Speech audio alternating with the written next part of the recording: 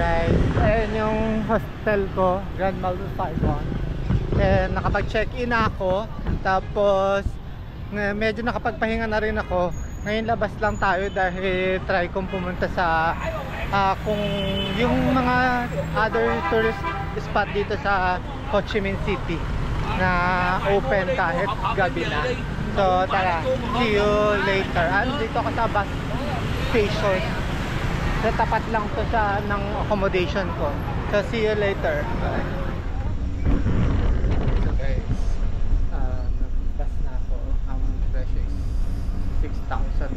Bali 24 pesos lang. Ganun. Nandun na ako within walang 20 minutes. Within 20 minutes nandun na ako. Kaya sure. Okay, so ayan yung Stark Tower.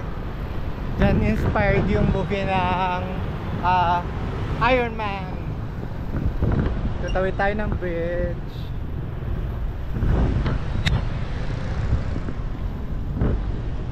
So guys, ganito itsura dito sa taas ng bridge.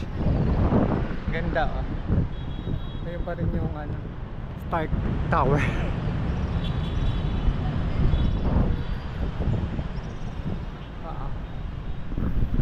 See you later. So guys, nandito na tayo sa The Cafe Apartment. And ayan siya. Ganda oh. Katabi niya ng Times Square building. Ganito yung itsura dito. Ayan.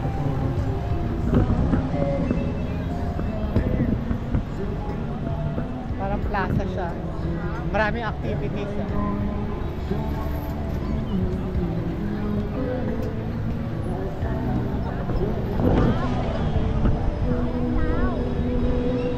Isang 360.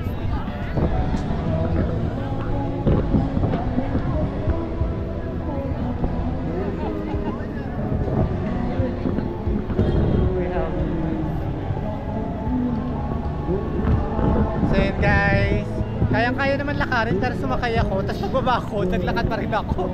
Konti na lang. So ngayon, I think punta na ako sa next destination ko. Bye!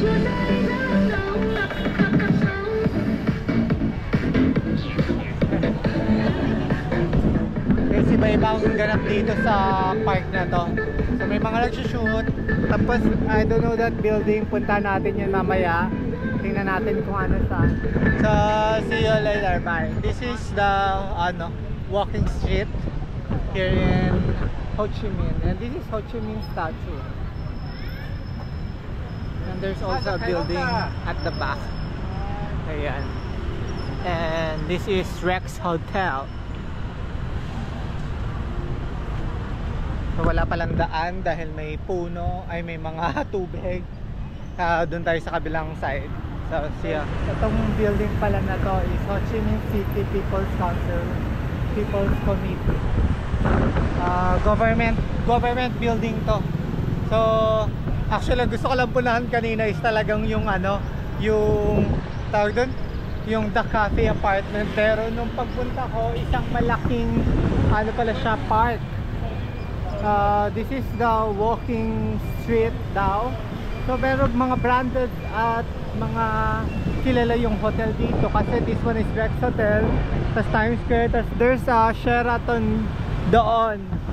So ayun, ngayon I think I'm done here.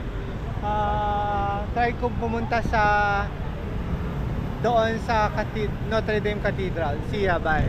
Here now in Notre Dame Cathedral. Pero sadly sarado siya, under construction. Ito yung may mga yung may takip, yung may mga anong tawag dyan, basta yung steel bars. And ayan, ito naman si Mama Mary. Tapos ayun yung post office. Ayun, sayang lang, sarado. Tapos pwede ka ditong mag relax ka, picnic. So ayun, hindi ko alam na ginagawa pala siya ay nire-renovate. Ayun lang, ito yung tsura niya. Pakita natin. Ayan yung mga katapat na building.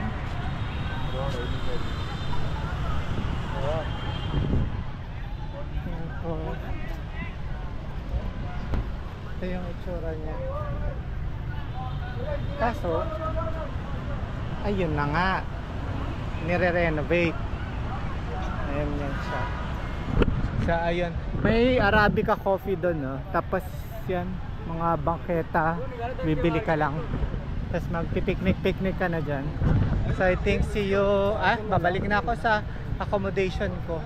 So tomorrow may Mekong Delta tour ako.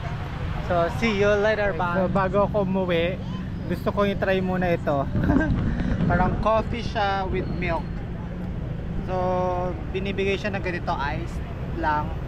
Tapos hahaluin mo na lang. Hinalo ko na to eh. Ay, very refreshing. Sarap talaga ng coffee. So see you when I see you. Okay guys, I'm back here in the hostel. See you tomorrow for the Mekong Delta tour. Bye.